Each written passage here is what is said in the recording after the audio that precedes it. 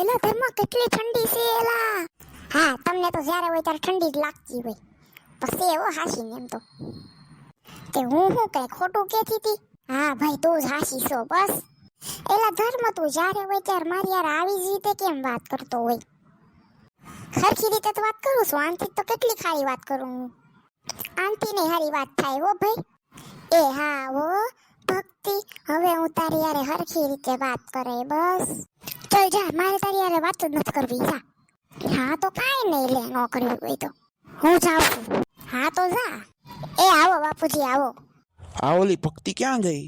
ઈ જોવો ને ખોટે ખોટી રિહાઈન વહી ગઈ છે. તે કઈક કર્યું હશે.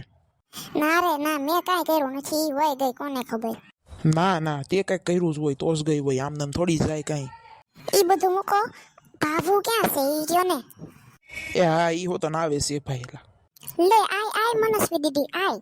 એ હા આવી સોને. ક્યાં હતી તું? એ હા ખાવા ગઈ તી. કેમ એટલી જલ્દી ખાવા ગઈ તી?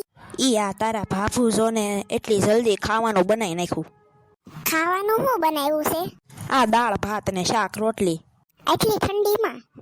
હા ઠંડીમાં તે ઈ જ તે હો ભાઈ. મને ભાભુના હાથના દાળ ભાત બહુ ભાવે, હાલ મારે ખાવા આવું છે. એ હા એને તારી હાટું વધાર્યા છે જા. હાલો બાપુજી તમે ખાઈ લો, હાલો તમે ખાધું ખાઈ લીધું તમે બાપુજી? ના રે ના, હવે હું ખાઈ લઈ, હાલ આપણે બે હારે ખાઈ લેવી. ઓલી ભક્તિ ક્યાં છે, એને નથી ખાધું, એને તે ખાવાનું બોલાય, ખાવા બોલાવી લેજો.